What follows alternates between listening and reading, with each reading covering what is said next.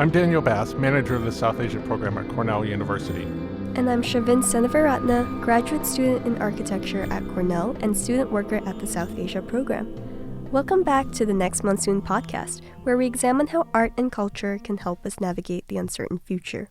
In Season 1, we introduced you to the scholars behind the Next Monsoon project, which culminated in a conference in October 2023 at Cornell. In Season 2, we'll be featuring interviews recorded during the conference alongside some snippets of conference presentations. You'll be hearing a diverse range of voices from 12 individuals practicing in academia, the arts, and activism, bringing a cumulative approach to understanding climate change in South Asia from diverse perspectives. Our first guest is Camelia Dewan, one of the panelists at the conference. Camelia is an assistant professor of cultural anthropology at Uppsala University in Sweden and was previously a postdoctoral research fellow at the University at Oslo in Norway. Camelia shared with us insights on her background and how important the conference is for future research. Here's Camelia Dewan. I think it's been really exciting to have these very cross-disciplinary conversations. We have architects and art historians and anthropologists and geographers and, hearing different disciplinary perspectives on South Asia and the monsoon wetness Himalayas to Mumbai seas and Bengal Delta. It's a really diverse richness, also in terms of indigeneity and the state and violence and so on. One thing that has struck me, especially today, was Sonal's provocation, and that is, can we theorize from South Asia? Because I think a lot of the theories that we're hearing and that we read and what we cite tend to be Western framework from and out of the West. So what happens if we think through our empirical materials, our South Asian languages, to rethink theory, I think would be quite promising.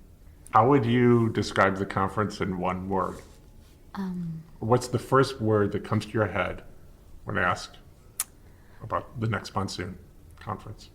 It might be wetness, because I just attended Rohit's talk and he talks about exfoliation and wetness and basically living with monsoons. But I also think that with the next monsoon and these imaginaries of the monsoon and changes in weather patterns in the long time, and looking through also humanities and environmental histories, that it makes us also maybe pay more attention to what we mean with climate change in particular places in South Asia, and what do we actually mean with floods and its relation to monsoon precipitation. And something I'm missing is maybe that we're talking a lot about wetness in the monsoon, but that's one season. What about the dry season? What about the saline incursions during the dry season and the aridness? How do we... I think it's so promising to have so many architects at the conference, because I wonder how can we provide solutions or conversations about dealing with the excess of monsoon water and making it last to when there's a scarcity of water. Right. Fresh water, scarcity of fresh water. Yeah. It's interesting because it ties back to the presentation. The pattern of the monsoon is very integrated into South Asia. It's a part of people's lives and culture, but compared to the Western canon, it feels like it's isolated and removed. I mean, I'll talk about that tomorrow during my presentation, and the shifts of seeing inundations of the monsoon as a blessings of fertility of Bengal, right, to during centralized management during the British Raj, constructing floods as damaging to life and property. We're meeting here in the U.S. Most of our speakers are from North America. We have some from South Asia, maybe UK. You're the only one from Norway. And I'm curious, what is the view, how is South Asia viewed in Norway among the academy, or maybe among South Asian communities there? And how do you feel doing research on South Asia in Norway and how that compares to, your American or British or South Asian colleagues? Yeah, so basically, I'm born and raised in Sweden. My parents are from Bangladesh, and I did my training in the UK. And so in Scandinavia, and I think it's not just a Scandinavian thing, there is a way of thinking South Asia is India, and you as a Sri Lankan researcher of Sri Lanka, might be familiar with. So I think there's a thing that South Asia should be India, and so Bangladesh is very small. But then I think 160 million people is not small, and it's quite an important place to look at. So I think maybe it's more that South Asia is okay, but Bangladesh is too small, more of that. Like, people don't know Bangladesh, and they're very much into, buying into these very reductive media framings of Bangladesh as a passive climate victim, which in my work I'm trying to contextualize and complicate.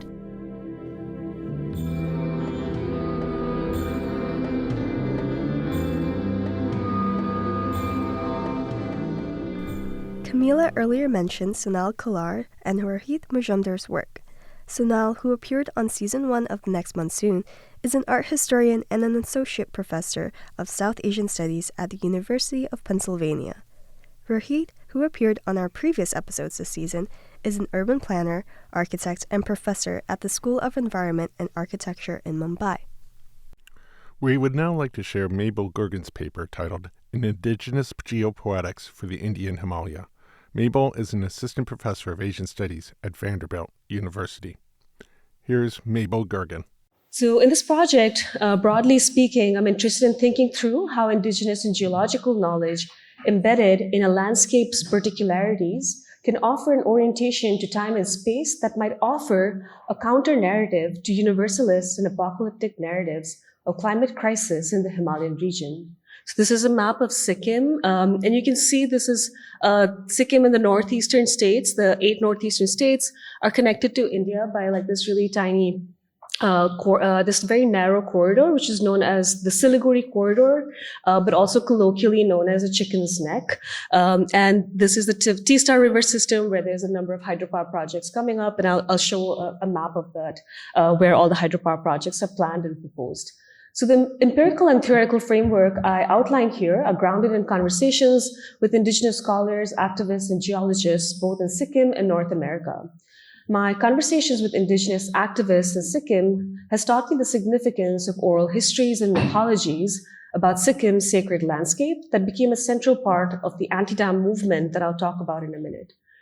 These narratives are replete with stories of great floods, earthquakes, landslides, and also magical contests between Tibetan Buddhist gurus and indigenous ritual specialists that are carved into nearby hillocks. And these kind of stories, that is the contest between Tibetan Buddhist gurus and indigenous ritual specialists, can be found across the Himalayan region, where Tibetan Buddhism spread by incorporating non-Buddhist communities that were peripheral to the Lhasa state. I also had the opportunity to speak with state geologists in Sikkim who opposed hydropower projects and were involved in litigations against hydropower developers on behalf of local communities.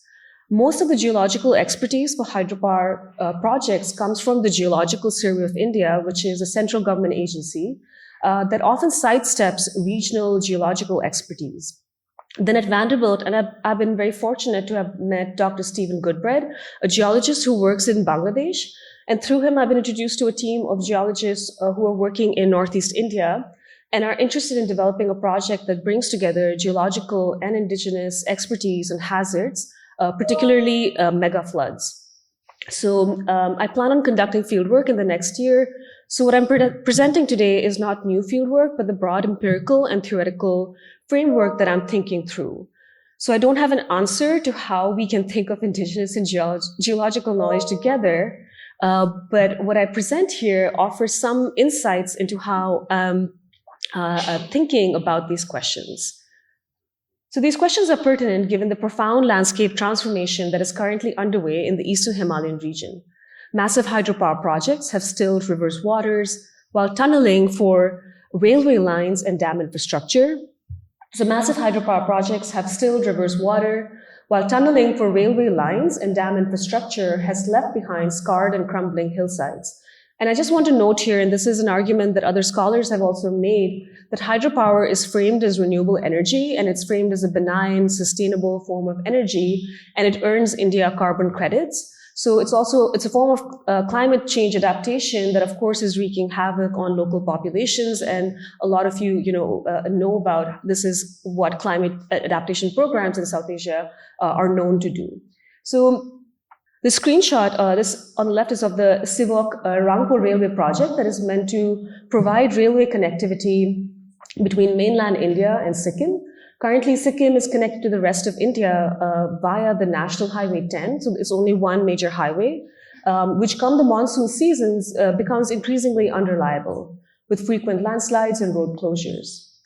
Given Sikkim borders Nepal, China, and Bhutan, railway connectivity and also road connectivity is meant to secure this geopolitically strategic region. The railway lines will pass through 14 tunnels and over 28 bridges across Darjeeling and Kalimpong districts in neighboring West Bengal before ending at Rangpo in Sikkim, Sikkim's Pakyong district. As this news report highlights, the project has violated many environmental regulations and the land rights of local communities. Unfortunately, this kind of invasive construction is not new to the region. It was, of course, run-of-the-river hydropower development that first started drilling tunnels in Sikkim. So run-of-the-river or diversion dams divert the river's water into tunnels, dropping them from a height onto turbines to generate electricity. Despite protests and lawsuits against developers, hydropower development is still being pushed through, and this is across the Himalayan region, across Northeast India, and even Northwest India, Uttarakhand, Himachal, and Kashmir. So even though it has led to land subsidence, the drying up of subterranean streams, and disrupted aquatic life and riverine livelihoods. My research in Sikkim has focused on an anti-dam movement led by the indigenous Lepcha community. So Lepchas claim that they have inhabited Sikkim and the surrounding regions since time immemorial. Many important sacred sites, oral histories, can be traced to Zongu, a protected reserve in North Sikkim. And I'll show a map of Zongu in a bit. So this is a protected reserve in North Sikkim where only the Lepcha community is allowed to reside. Such protected reserves are a rarity in India. And Zongu was given this special status by the Namgyal dynasty, that is Sikkim's Tibetan Buddhist monarchy that ruled Sikkim from the 17th century till 1975, when Sikkim was annexed to India.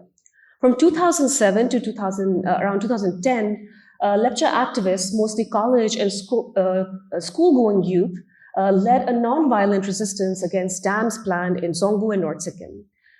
Despite little support from within Sikkim, including even their own Lepcha elders, their anti-dam movement successfully pressured the state to call off all hydropower projects slated for construction within the reserve.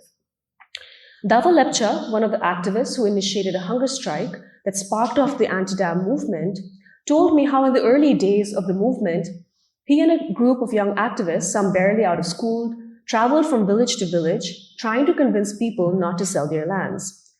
Through these tours, many Lepcha youth who had left the reserve at a young age due to the lack of educational infrastructure and employment learned of the sacred sites within Zongu and the stories behind them. Dawa explained, many of the young boys and girls, they don't know much about Zongu. They know there is Zongu, but they don't know from which point it begins and ends. They don't know the shape of Zongu. And of course, how many rivers. What are the stories related to these rivers or the lakes and the mountains? Many were not aware, but with this movement, young people have learned these stories. The first Lepchas came from Zongu, the first Lepcha graveyards are here, the first Lepcha marriage, all of this is here in Zongu. Lepchas follow a hybrid religion that draws on Tibetan Buddhism and Lepcha faith and trace their social origins and the birth of lineage ancestors to specific sites, such as the 5 peaks of Kanchenjunga, surrounding mountains, lakes, caves, waterfalls, and hillsides. What Dawa is describing here resonates nicely with what Anishinaabe scholar Leanne Simpson describes as land as pedagogy, where land is both the process and context. She envisions indigenous people developing a familiarity and intimacy with their homelands, especially young people who've had to leave their homelands for education or other reasons. She envisions indigenous people developing a familiarity and intimacy with their homelands that counters settler colonial notions of land as property and commodity. In this evolving project, my analysis centers indigenous ties to the land, specifically how communities think of sacred landscapes, their oral histories around floods, earthquakes, and other significant spiritual and political events that are traced in the landscape. And here I've also found the work of Standing Rock Sioux scholar Vine Deloria Jr. very helpful. In his book, God is Red, A Native View of Religion, he makes this argument for the significance of sacred landscapes to indigenous communities as a challenge to religious universalism. He writes, and there's a lot of text here, but so in the Western tradition, and I would add here Hindu nationalist tradition as well, what has been the manifestation of deity in a particular local situation is mistaken for a truth applicable to all times and places, a truth so powerful that it must be impressed on peoples who have no connection to the event or to the cultural complex in which it originally made sense. American Indians and other tribal peoples did not take this path in interpreting revelations and religious experiences.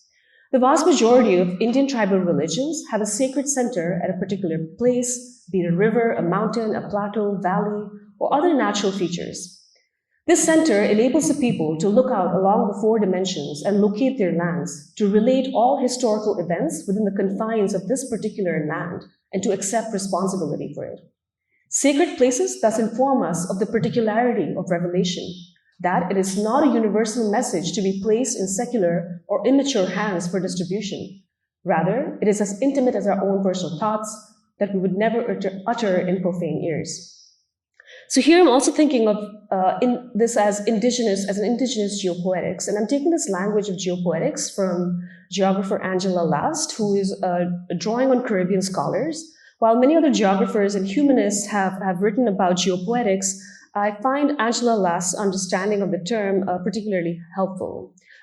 Geographer Angela Last defines geopoetics as a poetics that takes geographical features and geophysical forces seriously as an element of geopolitics, while seeking to constructively reinscribe them as a means to counter imperialist aspirations and hegemonic worldviews. In short, they represent a materialist, decolonial process of rewriting geopolitics.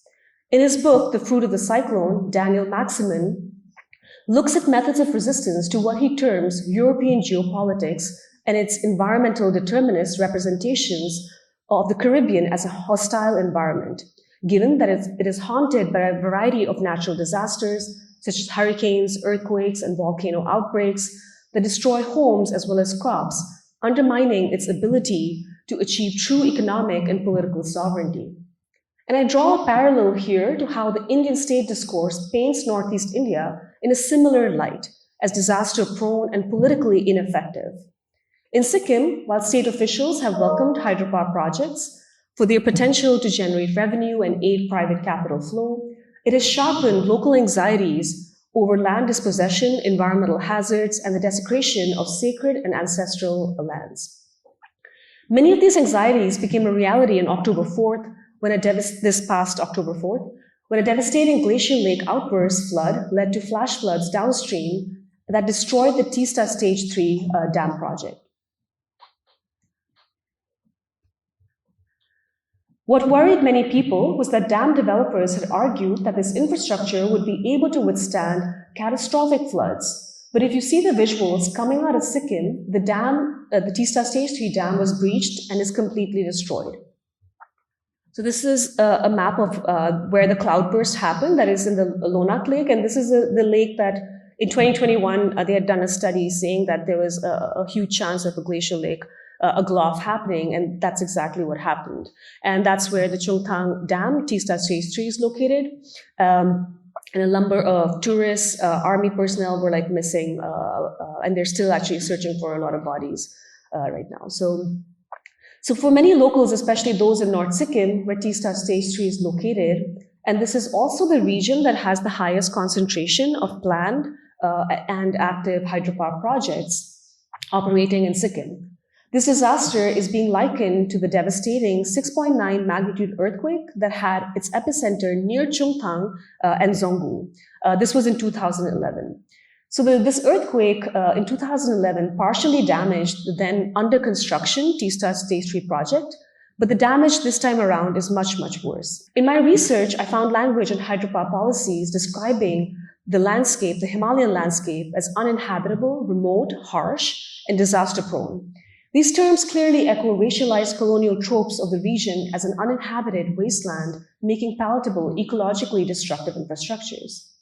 While this framing allows developers to escape culpability, when disasters happen, it also presents a challenge for them.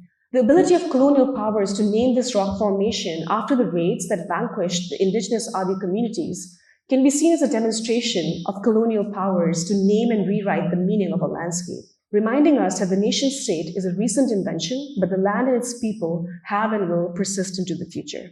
Thank you. That was Mabel Gergen, Assistant Professor of Asian Studies at Vanderbilt University, presenting an Indigenous Geopoetics for the Indian Camelia. She made some fascinating presentations about the railway project. Yeah. The way she started to talk about this tension and conflict between the indigenous lives that have been living there for a long time, and they're in conflict with this modern development and plans that start to corrupt and destroy the harmony of life and ecology and environment life cycles there. So this movement with dams, it's something we saw, from early post-independence India and Nehru, and it's been continuing for now decades and decades of this tension of modernization, indigenous needs, environment. I would have liked to think that we would have figured out some nice equilibrium or some balance by this point, but maybe I'm just being naive. Yeah. Well, one can hope. One can hope. That is what the next monsoon is providing, a little bit of hope and a little bit of understanding of how this process works, something we see the world over. But here's a very particular South Asian Himalayan perspective. Mabel Gergen, working in Sikkim, is presenting work that many of us who even work in South Asia don't know much about Sikkim. So getting that firsthand knowledge is pretty remarkable. Mm-hmm. That's it for today's episode of The Next Monsoon. Next time, we'll be talking to Nida Rahman, an assistant professor at the School of Architecture at Carnegie Mellon University, on her perspective of the conference, and sharing Debashri Mukherjee's presentation titled Migrant Messages, The Monsoon and Dreams of Being Heard. We would like to give special thanks to Sam Lubowitz and Angelica Kramer at Cornell's Language Resource Center for their assistance with recording this podcast. Shavin Senavaratna not only co-hosts this podcast, but is also our editor. South Asia Program Administrator Gloria Lemus-Chavez provided production supervision. Funding for this podcast and the entire Next Monsoon project comes from the National Endowment for the Humanities. Please follow the South Asia Program on Twitter, Facebook, and Instagram at SAP Cornell. You've been listening to music by Gloria Lemus-Chavez and her partner Brandon Kane. Make sure to check out more of their work in the description links below. The ideas and opinions expressed in this podcast do not reflect those of the National Endowment for the Humanities, Cornell's Office of the Vice Provost for International Affairs, or any other official entity of Cornell University. I'm Daniel Bass. And I'm Shavin Senavaratna. Thank you for listening, and stay tuned for the next episode for new conversations and stories on the next monsoon.